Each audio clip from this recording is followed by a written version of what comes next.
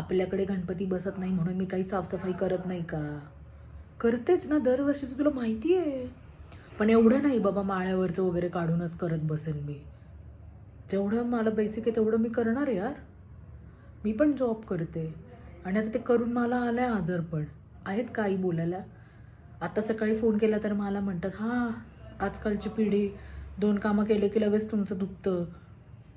मी एवढी 70 वर्षाची झाली तरी नाचती अजून 16व्या वरीस लागल्यासारखी.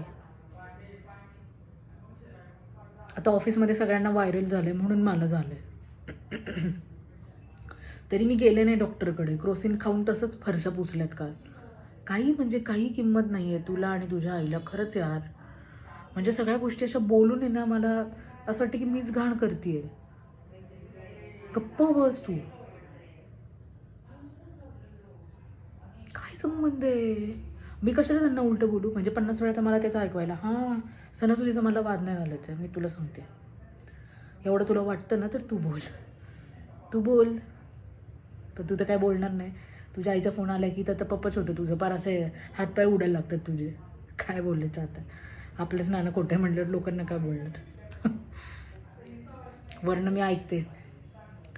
माझ्या घरच्यांना सांगावं तर ती पण सोय नाही. केलं ना लव्ह मॅरेज भोगा असं आहे ते. भोगा म्हणजे सगळं माझ्याच ह्याच्यावर आलंय. शेकलं जातं आता चांगलं माझं. असं वाटतंय ना स्वतःच्या पायावर धोंडा मारून घेतलाय. सिरियसली तू जात इथून, मला नाही बोलायचं तुझ्याशी.